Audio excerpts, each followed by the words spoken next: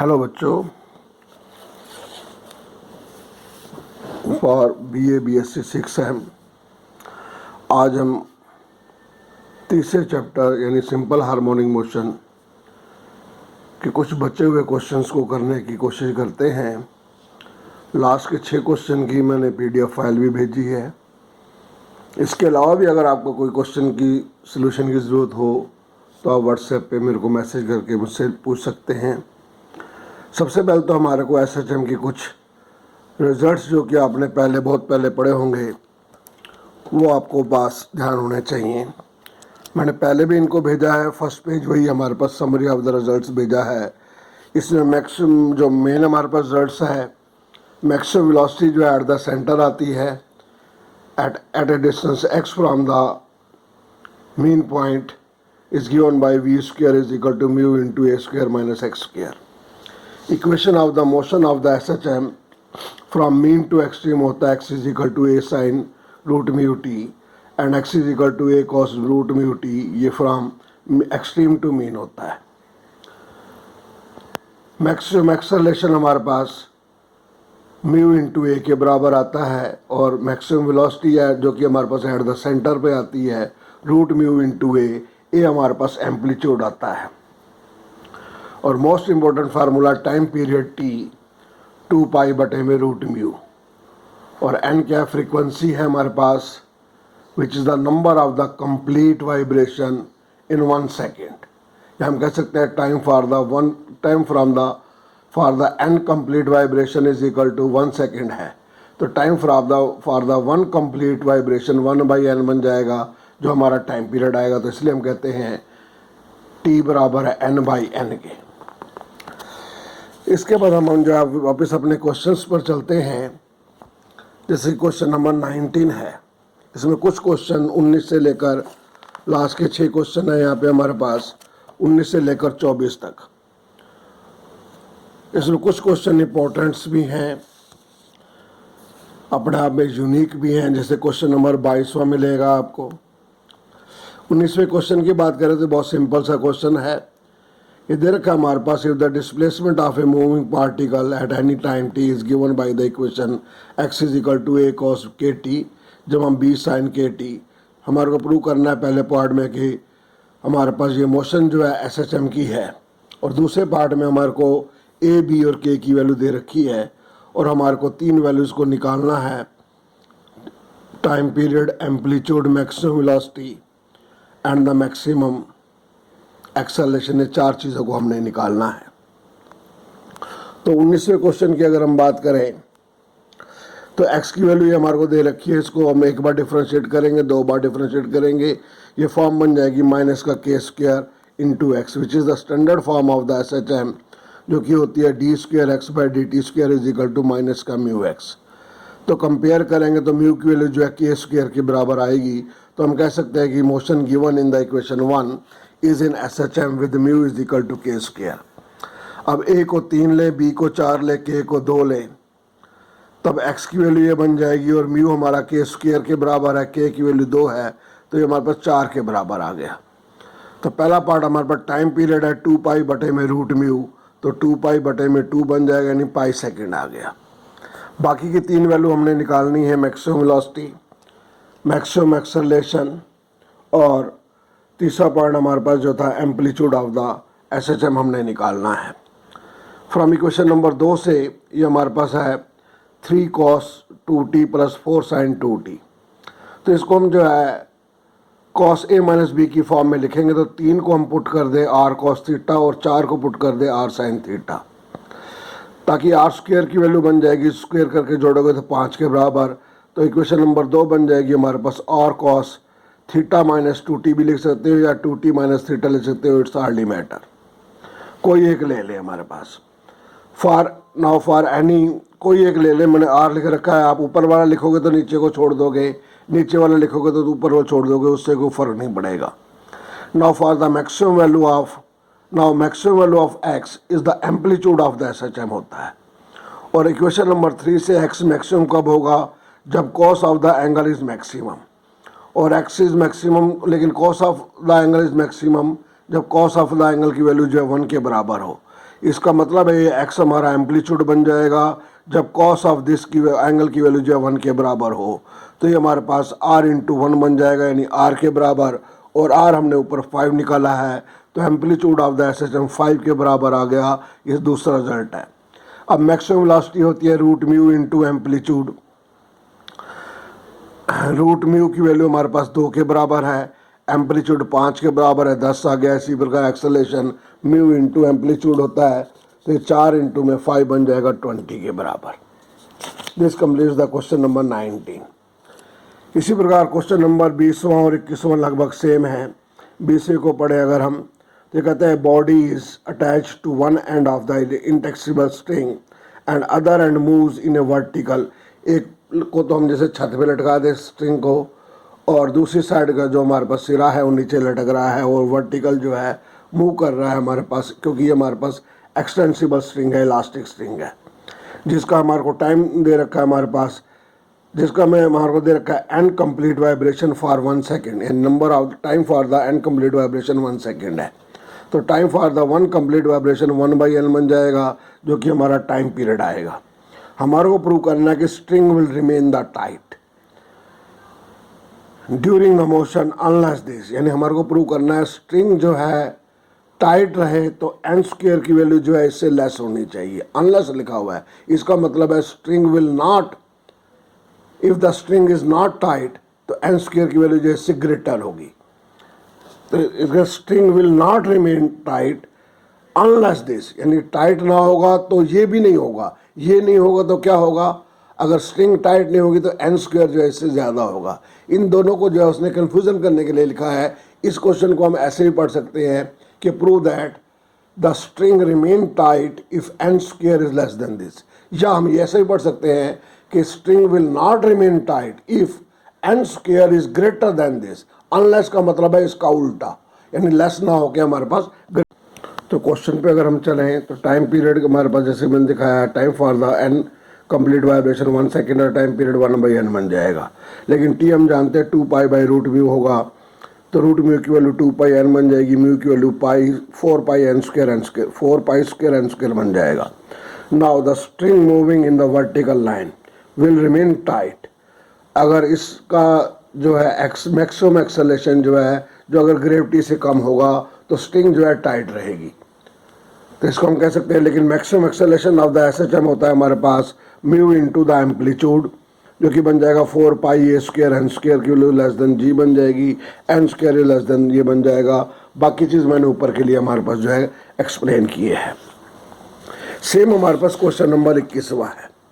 यहाँ पर एक हॉरिजॉन्टल प्लेट है जिस पर एक पार्टिकल रखा हुआ है, और वो जो है ऑक्सीलेट कर रहा है vertically with SHM through a distance 2 feet. 2 feet का पूरा 2 फीट है, यानी इसका एम्पलीट्यूड जो है इसका आधा यानी 1 फीट बन जाएगा। हमारे को प्रूव करना है what is the smallest number of the vibration per minute बताना है that will throw the particle of the plate, यानी कि पार्टिकल जो है उस प्लेट का कॉन्टैक्ट छोड़ दे। तो इसका मतलब ये हो जाएगा हमारे को नंबर ऑफ द वाइब्रेशन निकालने हैं जब हमारे पास जो मैक्सिमम एक्सेलेरेशन जो है वो हमारे पास ग्रेटर देन जी बन जाए। जैसे कि पहले ऊपर वाले क्वेश्चन में टाइम पीरियड बाई 1/n बनेगा, जो कि 2π/रूट म्यू आएगा। यहाँ से म्यू की वैल्यू लिखेंगे। नाउ पार्टिकल, जैसे मैंने नीचे लिखा है, particle leave the contact of horizontal plane if maximum acceleration is greater than G, या 4π² n² is greater than G, या n² is greater than this. G की वैल्यू 32 है, तो ये हमारे पास आ गया n is greater than this होगा। इसका मतलब होगा कि n की ये मिनिमम वैल्यू है, तो हम कह सकते हैं minimum number of the vibration. n क्या नंबर ऑफ द वाइब्रेशन है, पर सेकंड है, किसके बराबर होगा 2 इंटू रूट 2 बन जाएगा बटे में पाई। तो minimum vibration number of the vibration per minute जो होगा वो 60 से गुणा कर दें। इसको सिंप्लीफाई करें जैसे कि मैंने दिखा रखा है, तो लगभग ये 54 के बराबर आएगा। इसके बाद क्वेश्चन नंबर 22वां है, वो मैंने सबसे आखिर में कर रखा है। 23वें में देखें, ये सिंपल सा क्वेश्चन है। कहते हैं particle oscillate with SHM, amplitude A है, टाइम पीरियड टी है। हमारे को एक्सप्रेशन चाहिए for the velocity V in the term of A T and X. तो जैसे क्वेश्चन में मैंने आंसर में लिख रखा है, let a be the amplitude, t is the time period and x is the distance of the particle at any time t. Then we know कि t बराबर इसके होगा root mu is equal to this होगा, and x की value जो है या तो a cos root mu t होगी या a sine root mu t होगी, क्योंकि मोशन मेंशन नहीं है तो जनरली हम जो है कोई एक ले सकते हैं, हमने साइन के लिए ले लिया यानी कि मीन टू एक्सट्रीम ले लिया।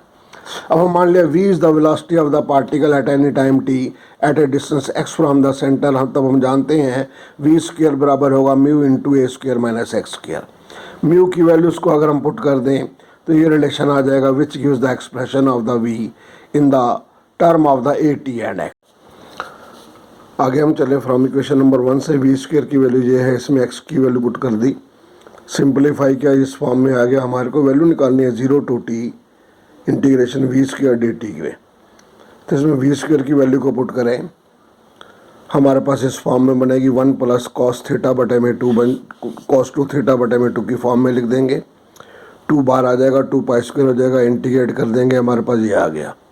लिमिट लोगे, अपर लिमिट को लोगे, पहली टर्म की अपर लिमिट कैपिटल टी बन जाएगी, दूसरी टर्म में टी को कैपिटल टी पुट करोगे, साइन ऑफ 4 पाई बन जाएगा जो कि 0 आएगा, लोअर लिमिट दोनों की 0 आएगी, तो हमारे पास टी बच गया, तो टी से t cancel, we get the required answer. Now the last question 24th, कहता है particle rest in equilibrium under the direction of the two centre of the force which attract the directly at the as distance, यानी force is directly proportional to the distance हमारे को दे रखा है, और दोनों की हमारे पास इंटेंसिटी है कि म्यू है कि म्यू डैश है।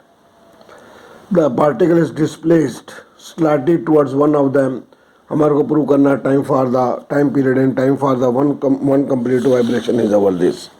हम मान लेते हैं कि दो सेंटर ऑफ द फोर्सेज है ए और A dash, with constant of proportionality, यानी इंटेंसिटी जो है ए पर म्यू है और ए डैश पर म्यू डैश है। हम मान लेते हैं let a particle of the mass M is in equilibrium at the point O such that कि ओ ए हमारे पास ए के बराबर है, ओ ए डैश हमारे पास ए डैश के बराबर है। Then for the equilibrium at the point O पर force of the attraction towards A must be equal to the force of attraction towards A dash, यानी हो जाएगा एम इंटू म्यू ए और दूसरा हो जाएगा m इंटू म्यू डैश ए dash. m cancel होकर हमारे पास कंडीशन आ गई mu into a and mu dash is equal to mu dash into a dash. Now the particle is slightly displaced towards a and then let go, तो उसको छोड़ देते हैं, और इस मोशन में हम मान लेते हैं let P be the position of the particle at any time t such that O P is equal to x के बराबर है। हम प्रूव करेंगे जो मोशन हमने जो है छोड़ा है ये एक SHM क्रिएट करेगा। Then equation of the motion of the particle at the point P पर mass into the acceleration must be equal to the effective force। तो ये फोर्स होगा force of attraction towards A minus force of attraction towards A dash, क्योंकि particle जो है A की तरफ move कर रहा है हमारे पास, X हमारा O से A हमारे पास पॉजिटिव में है, इंक्रीजिंग डायरेक्शन में है, तो force of attraction towards A हमारे पास m into mu A minus X आएगा और ए डैश के towards m into mu dash ए डैश जमा एक्स आएगा। m को कॉमन ले लें, इसको सिंप्लीफाई करें तो हमारे पास आ गया m कैंसिल कर दें तो माइनस का म्यू जमा म्यू डैश इंटू एक्स आएगा, जो कि standard equation of the SHM है, तो जिसमें हमारे पास कॉन्स्टेंट ऑफ प्रोपोर्शनलिटी यानी इंटेंसिटी यहाँ पर म्यू जमा म्यू डैश है, तो टाइम पीरियड होता है 2 पाई बटे में रूट म्यू, यहाँ पर म्यू की वैल्यू जो है म्यू जमा म्यू डैश है, यानी कि वही चीज़ है, तो वह हमारा आंसर दे देगा। अब हमारे पास लास्ट क्वेश्चन है, 22वां क्वेश्चन है, one of the important question है।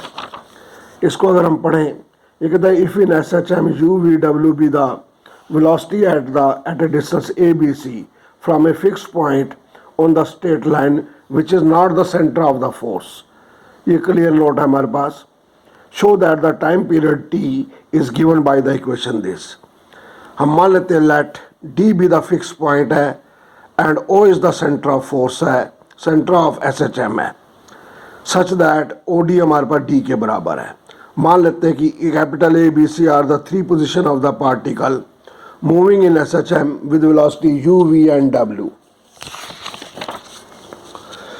Eight distance a B c from the point D, तब देन ओ ए बन जाएगा डी जमा ए, ओ बी डी जमा बी, ओ सी डी जमा सी। हम मान लेते हैं let l be the amplitude of the SHM है, देन वेलोसिटी हम जानते हैं velocity at A point at distance x from the center is given by the formula this. At the point A पर हम बात करें तो v यहाँ पर जो है u के बराबर है और x की वैल्यू जो है d जमा a के बराबर है, तब ये इक्वेशन बन जाएगी।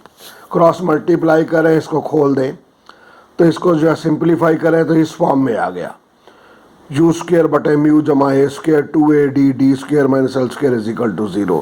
इसी प्रकार बी और सी के लिए करेंगे तो बी के लिए आएगा वी स्क्र बटे में म्यू जमा बी स्क्र 2bd एंड जमा d square minus L square, और सी के लिए आएगा डब्ल्यू स्क्र बटे में म्यू जमा सी स्क्र जमा 2cd जमा d square minus L square is equal to 0। इन तीनों इक्वेशन को अगर हम मैट्रिक्स की फॉर्म में लिखें तो ये हमारे पास रिक्वायर्ड मैट्रिक्स फॉर्म है, जिसका राइट हैंड साइड हमारे पास 0 है, जो कि फॉर्म है ax इज इक्वल टू 0। हम जानते हैं matrix ax is equal to 0 के हमारे पास दो पॉसिबल सोल्यूशन हैं। अगर x हमारे पास 0 हो गया तो हमारे पास a नॉन ज़ीरो आएगा, डिटर्मिनेंट ऑफ a, और x अगर हमारे पास नॉन ज़ीरो हुआ तो डिटर्मिनेंट ऑफ a 0 के बराबर आएगा। यहाँ पर x की वैल्यू ये है। x को हम देखते हैं और कुछ हो ना हो, इसमें एक कंपोनेंट 1 के बराबर है, वो 0 नहीं हो सकता, तो इसका मतलब वेक्टर x जो है 0 नहीं है। वेक्टर x 0 नहीं है तो इसका मतलब डिटर्मिनेंट ऑफ a हमारे पास 0 के बराबर होगा। ये हमने डिटर्मिनेंट ऑफ a लिखा है, और इस डिटर्मिनेंट को हम लिख सकते हैं, इसमें एक कॉलम जो है सम ऑफ द टू एलिमेंट्स है, तो सम ऑफ द टू हमारे पास डिटर्मिनेंट बन जाएगा। पहले डिटर्मिनेंट में से 1/μ कॉमन आ जाएगा, प्लस दिस हो जाएगा। अब इसमें जो है ट्रांसपोज ले लें और म्यू को जो है क्रॉस मल्टीप्लाई कर दें, तो लेफ्ट राइट साइड को मैंने पहले लेफ्ट साइड में लिखा है और इस फॉर्म में आ गई। Now for the determinant on the left hand side a square b square c square a b c 1 1 1, तो इस डिटर्मिनेंट को हम जो है सिंप्लीफाई कर सकते हैं बाय अप्लाइंग दिस फार्मूला, जिसकी की वैल्यू आएगी माइनस का b minus c minus a minus b। इसको 4 में पुट करेंगे। आल्सो हम जानते हैं t बराबर होता है 2 पाई बटे में रूट म्यू, तो म्यू की वैल्यू बन जाएगी 4p स्क्र बटे में t स्क्र। तो इसको हम जो सब्स्टिट्यूट करें, यही वो इक्वेशन थी जिसको कि हमने जो है प्रूव करना था। तो ये हमारे पास बचे हुए क्वेश्चन थे। और भी कोई क्वेश्चन अगर आपको लगता है कि मुझसे नहीं निकले हैं और उसमें आपकी मेरे से हेल्प की ज़रूरत है, चाहे वो एग्जांपल है या कुछ है, तो आप जो है बेहिचक जो है मुझे व्हाट्सएप पे कह सकते हो। मेरे पर्सनल व्हाट्सएप पे भी मुझे कांटेक्ट कर सकते हो, मुझे फ़ोन भी कर सकते हो। तो ये हमने आज जो है चैप्टर 3 के बचे हुए क्वेश्चंस को की PDF भी मैंने डाली है, और इसकी मैं जो है अभी वीडियो क्लिप भी डाल दूंगा। धन्यवाद।